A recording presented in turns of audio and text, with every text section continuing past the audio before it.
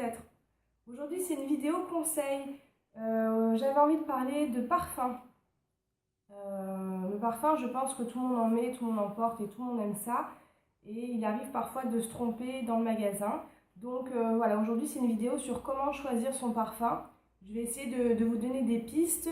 Quand vous devez acheter votre parfum, comment choisir, donc par rapport à qui, si c'est pour soi, si c'est pour offrir, comment ne pas se tromper, comment s'y retrouver parmi la multitude qui existe et qui sort tous les ans, et puis les différences de famille olfactive, les autres toilettes, les autres parfums, qu'est-ce que tout ça veut dire. Voilà, donc j'espère que cette vidéo ne sera pas trop longue, mais en tout cas il y a beaucoup de choses à dire sur le sujet. Donc je commence tout de suite. Je vais parler du type de consommatrice qu'on peut observer. Donc voilà, vous avez plusieurs personnes de gens.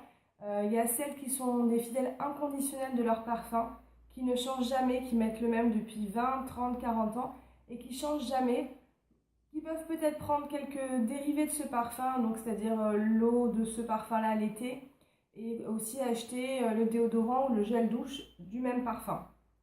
Ensuite, vous avez celles qui ont deux parfums, un pour l'été, un pour l'hiver, qui ne sont pas forcément du tout de la même marque. Mais voilà, on a son parfum d'été qui est rafraîchissant et le parfum d'hiver qui est plutôt réconfortant. Après, vous avez celles qui ont 5, 7, 10 parfums fixes, toujours les mêmes, mais par contre, on change selon le jour de la semaine, selon l'envie, pourquoi pas. Et dernier type de consommatrice, enfin consommateur d'ailleurs, c'est ceux qui changent à chaque fin de flacon. C'est-à-dire que dès que le flacon est fini, on va essayer de trouver la nouveauté qui est sortie, on est attiré par la pub, par le nouveau flacon, et donc il change à chaque fois que le flacon est terminé. Si vous devez faire un cadeau, vous devez absolument savoir quel type de consommateur est votre destinataire du cadeau. Est-ce que c'est quelqu'un qui est fidèle à son parfum ou est-ce que c'est quelqu'un qui change tout le temps? Donc ça va vraiment déterminer le choix, parce que pour quelqu'un qui change jamais de parfum, il ne faut pas du tout essayer de lui faire mettre une nouveauté, parce que ça ne passera pas, je pense. Il faut aussi au moins connaître un ou deux parfums que la personne a aimé. Comme ça, on va essayer de définir la famille olfactive des parfums préférés de la personne. Et voilà, savoir un peu ses goûts. Si on ne sait aucun parfum que la personne aime, ça va être compliqué de faire un cadeau. Ensuite, donc, vous avez les matières premières dans le parfum. Les matières premières, elles sont de trois origines. Vous avez des matières premières d'origine animale, comme le musc ou la civette. Vous avez des matières premières d'origine végétale, comme bien sûr les fleurs, les fruits, le bois, la résine, les feuilles, les fèves. Et puis après, vous avez le plus fréquent, ce sont des matières premières d'origine synthétique, donc qui visent à reproduire le même parfum que ce qui se fait en naturel. Et donc ça, c'est fait grâce à l'industrie chimique. Ensuite, vous avez en petit vocabulaire la pyramide olfactive. Donc c'est une pyramide qui permet de parler de la note de tête, la note de cœur et la note de fond. La note de tête, c'est ce qui ressort tout de suite quand le parfum est pulvérisé. Ensuite, la note de cœur, c'est ce qu'il y a après. Et la note de fond, c'est vraiment ce qui reste. Des fois, la note de fond, on la sent même au bout d'une heure. C'est ce qui va rester sur la peau ou sur le vêtement au bout d'un moment. Maintenant, on va jouer au jeu des 7 familles. C'est-à-dire que dans les parfums, il y a 7 familles olfactives. Je vais essayer d'aller très rapidement sur ça parce que ça ne vous sert pas à grand-chose, sauf si ça vous sert à un peu trouver les habitudes d'une personne, ou peut-être les vôtres aussi, ça peut être intéressant. Donc, dans les familles, vous avez d'abord les hespéridés, donc c'est ce qu'on appelle communément les parfums frais. C'est-à-dire que c'est une famille à base d'agrumes, d'iode, les agrumes, donc c'est la bergamote, le citron, l'orange, la mandarine. Et l'iode, c'est ce qui sent un petit peu la mer. Du coup, vous allez avoir en fait, avec une famille olfactive, un accord. C'est ce que je disais au début, la note de tête. Et puis après, vous avez la suite qui s'accorde avec, donc qui fait une alliance. Donc sur les hespéridés, vous avez après en fait un accord floral par exemple, ou fruité, ou chypré, ou même boisé.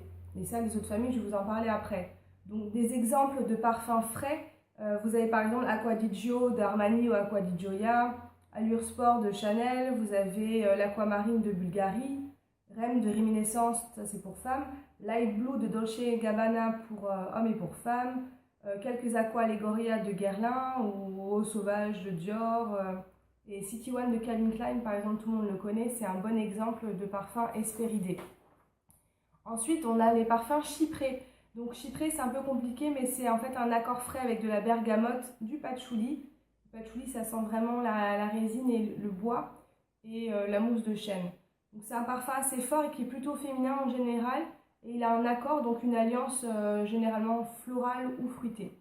Un bon exemple, c'est Miss Dior l'original, celui qui est sorti en 1947. Vous avez aussi Coco Mademoiselle. Aromatique Elixir est un bon exemple de chez Clinique. Terre d'Hermès pour homme. Body de Burberry ou Cristal de Chanel. Diva d'Ungaro. Ivresse de Yves Saint Laurent. Knowing d'Estée Lauder. Comme une évidence de Yves Rocher. Si d'Armani. Et enfin Jimmy Choo de chez Jimmy Choo. Voilà quelques exemples. Ensuite, vous avez les parfums floraux. Alors les parfums floraux, autrefois ils étaient soliflores et maintenant ils sont donc avec du jasmin ou de la rose. Désormais c'est plutôt des bouquets. Et donc ils ont toujours un accord avec soit vert, soit fruité, soit aldéhyde ou épicé. Mais ce qu'il faut retenir, c'est la note florale est la plus dominante. En général, évidemment, ce sont des parfums de femmes, les parfums floraux. Le plus gros exemple qu'on puisse trouver, par exemple, c'est J'adore de Dior avec de la rose et du jasmin. J'adore d'ailleurs. Numéro 5 de Chanel, par exemple, c'était le premier parfum de Coco Chanel sorti en 1921. Elle voulait un parfum de femme pour femme. Donc là, c'est vraiment un parfum à base de fleurs et avec un accord aldéhyde. Aldéhyde, ça veut dire synthétique. Ce que je peux vous citer d'autres, par exemple, c'est Paris de Yves Saint Laurent, Very Irrésistible de Givenchy, Nina de Nina Ricci. Vous avez aussi L'Impératrice, mon chéri, mon préféré de chez Dolce & Gabbana. La Petite Robe Noire ou Repetto, les 3 derniers que j'ai sortis, ils ont vraiment un accord fruité. Et après, vous avez les floraux poudrés qu'on appelle comme Chloé ou Narciso Rodriguez, Baiser volé de Cartier ou Clair de Musc de Serge Lutens. Ça, c'est vraiment des parfums avec du musc blanc, donc qui donnent un côté très poudré, très délicat. Ensuite, on a la famille des fruités. Donc les fruités, il n'y en a pas énormément. C'est vraiment à base de fruits, comme je viens de le dire, avec des notes sucrées et gourmandes, avec un accord soit fleuri, soit oriental, soit boisé. Et par exemple, Haute Couture de Givenchy, qui est un parfum que j'ai beaucoup porté, est vraiment fruité, lui sent la framboise. On a Petite Chérie de Annie Goutal, ou par exemple, un bon exemple, c'est les Escadars, ceux qui sortent tous les ans. Voilà, ensuite je passe aux orientaux et ambrés, donc ça concerne énormément de parfums, hommes et femmes. Donc c'est un parfum qui est typiquement à base de vanille, de musc, de résine, de bois précieux ou exotique. C'est des parfums qui sont vraiment chaleureux et sensuels. Vous avez par exemple, il y a toujours un accord fleuri, épicé ou aromatique. Par exemple, Flower de Kenzo est un oriental fleuri. Vous avez La Vie est belle de chez Lancôme, avec du patchouli qui est très présent. Lola de Marc Jacobs, Lady Million de Paco Rabanne, Chalimar de Guerlain. On a Black Opium de Yves Saint Laurent, L'eau des merveilles d'Hermès, Angel ou Alien de Thierry Mugler, Opium d'Yves Saint Laurent qui n'est pas le même que Black Opium, Habit rouge pour homme de Guerlain, Ambre Sultan de chez Serge Lutens qui a vraiment un fond boisé, Reveal de Calvin Klein, ou alors on a Amen de Thierry Mugler pour homme, Boss the Scent de Hugo Boss, donc ça aussi c'est pour homme, ou encore Ambre pour homme de chez Prada. Voilà des exemples de parfums qui sont orientaux. Ensuite, nous avons la famille des boisés. Donc, c'est vraiment le bois qui est en note principale, avec soit du santal, du patchouli, du cèdre, du vétiver, avec un accord hespéridé ou aromatique ou épicé. Donc ça, c'est plutôt une famille qui s'adresse aux hommes. C'est élégant et il y a beaucoup de caractère. Il y a un parfum femme particulièrement qu'il faut citer. C'est le Féminité du bois de Serge Lutens, qui est le premier parfum boisé qui est sorti, en 92 d'après mes mémoires. Mais vraiment typiquement, donc vous allez trouver des parfums comme La Nuit de l'homme d'Yves Saint Laurent. Un autre femme, par exemple, vous avez Mademoiselle Ricci de chez Nina Ricci, ou Patchouli de Réminiscence. Et pour homme encore, on trouve Aqua Fahrenheit de Dior, ou Boss Bottle de Hugo Boss, Dior Homme, ou One Million, qui est très très porté. Ma dernière famille, c'est les aromatiques. Donc c'est des parfums à base de sauge, de thym et de lavande. Donc ça aussi c'est une famille qui concerne plutôt les hommes. Et c'est des parfums frais avec un petit fond fleuri, avec un accord souvent hespéridé. Mon plus gros exemple, c'est pour un homme de Caron qui sent vraiment la lavande. On a 1880 de Cerruti. Anjou Démon de chez Givenchy pour femmes, Herba Fresca dans les Aqualegoria de chez Guerlain ou Hugo de chez Hugo Boss. C'est la bouteille transparente très neutre. Voilà, donc je pense qu'il faut, donc c'est tout pour les familles, je pense que je vous en ai dit beaucoup d'exemples. Il faut tenir compte en fait de la famille olfactive, je pense, pour faire un cadeau à une personne, mais pas seulement. Je pense qu'il faut tenir compte de son âge et aussi de la saison. Est-ce que c'est l'été, est-ce que c'est l'hiver, voilà. Donc je pense que tout ça c'est important. Et faites attention aussi aux dérivés. Une personne qui porte Trésor de Lancôme ne va pas forcément aimer Trésor in Love ou La Nuit Trésor ou Trésor Midnight Rose qui n'ont absolument rien à voir. Comme Opium et Black Opium n'ont rien à voir. La même chose pour les poisons. Donc Midnight Poison ou Poison de chez Dior ou Pure Poison ou Poison Girl ne sont pas du tout les mêmes parfums.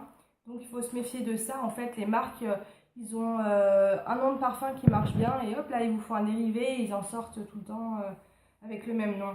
Attention aussi à l'eau, par exemple numéro 5 de Chanel et Chanel l'eau sont pas du tout pareils, pas adressés aux mêmes générations. Et vous avez aussi toutes les Miss Dior qui sont différentes, comme Miss Dior l'original, je disais, il est sorti en 47, alors que Miss Dior, celui qu'on porte les plus jeunes, c'est pas du tout le même, ainsi que le Blooming Bouquet, ainsi que l'eau de toilette.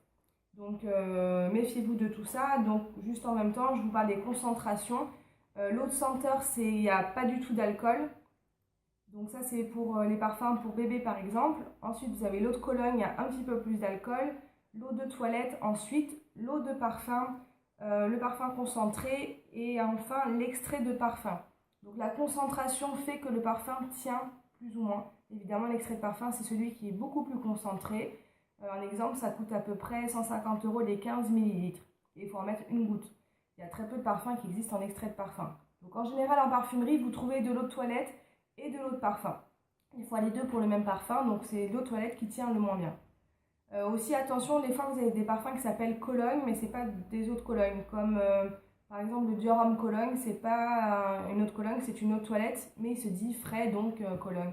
Comme l'homme idéal de chez Guerlain Cologne, c'est pas une eau de Cologne, c'est une eau de toilette fraîche. Donc ils l'ont appelé Cologne.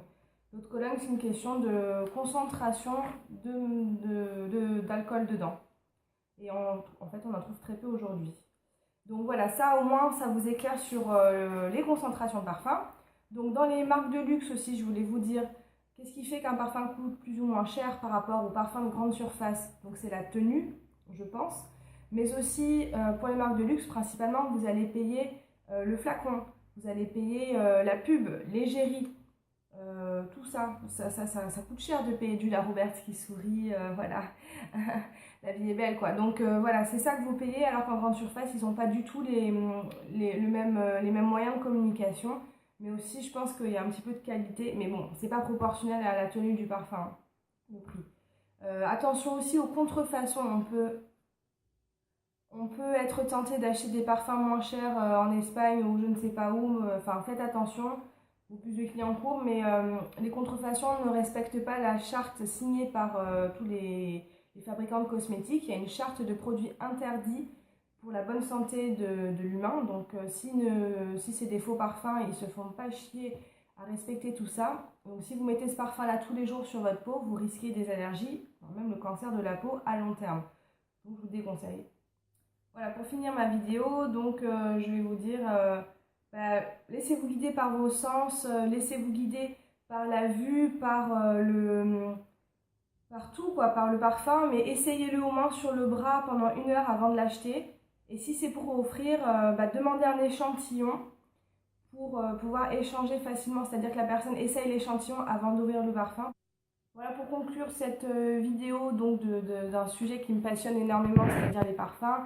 Je voulais vous en montrer quelques-uns que j'affectionne énormément. Et voilà, sachant que moi je ne me fie pas du tout au flacon, mais celui-ci par exemple, je voulais vous le montrer parce qu'il est vraiment magnifique. C'est l'Aqua Orient de chez Van Cleef & Arpels. Je pense qu'il n'existe plus. C'est un parfum qui sent la pomme, qui sent la poire et les agrumes. Et donc c'est un parfum d'été que j'aime énormément. Mais voilà, ça c'était pour le côté, il y a des beaux flacons. C'est inspiré en fait d'une bague de chez Van Cleef qui doit se mettre à peu près comme ça, voilà. Ça, si vous autre chose. Alors ça c'est mon parfum préféré depuis des années, c'est l'impératrice de chez Dolce & Gabbana, qui sent la rhubarbe, qui sent la pastèque, qui sent les fruits, donc c'est un floral fruité. Ça fait au moins, je sais pas, 7 ans que je l'ai, et dès que je finis un flacon, j'en rachète un. Je ne peux pas m'en passer. Et ils l'ont arrêté pendant un moment, mais heureusement j'en avais encore. Ça c'est mon parfum préféré de chez Préféré de chez Préféré. C'est Mosrou de chez Guerlain, et ils l'ont arrêté. Alors, monsieur Guerlain, si vous m'entendez, s'il vous plaît, ressortez-le. Celui-là, ça sent bon, ça sent la fève tonka, ça sent le jasmin, ça sent la classe internationale. Vraiment, je suis dégoûtée. Il coûtait très cher, hein. Celui-ci, c'était une exclusivité Guerlain qu'on trouve que dans les boutiques Guerlain. 150 € les 100 ml. Mais bon, voilà, c'est vraiment mon chouchou. Il me reste ça. J'en ai que pour les grandes occasions, du coup. Ensuite, ça, c'est Pink Sugar de chez Aqualina. Ça sent vraiment la barbe à papa, je l'adore. Et celui-là il est pas cher, c'est de l'eau de toilette, hein. L'autre c'était de l'eau de parfum. Et voilà, et pour terminer, ça c'est le dernier que j'ai acheté, c'est Mon Paris d'Yves Saint Laurent, qui n'a rien à voir avec Paris d'Yves Saint Laurent. Paris c'est plutôt ma grand-mère qui le met, c'est pas péjoratif, c'est vrai. Et celui-là c'est Mon Paris qui est fleuri, avec un petit peu de patchouli, pourtant normalement j'aime pas trop le patchouli, mais là ça passe. Voilà, donc c'est tout pour cette vidéo, je voulais vous faire partager mon amour des parfums, et puis surtout évitez que vous fassiez avoir ou que vous vous trompiez, parce qu'un parfum ça coûte cher, donc si on ne le met pas c'est dommage. Si la personne à qui on l'offre ne le met pas, c'est dommage. Et voilà, donc je ferai d'autres vidéos sur des conseils autres, et j'espère que celle-ci vous aura servi malgré toute sa longueur. À bientôt.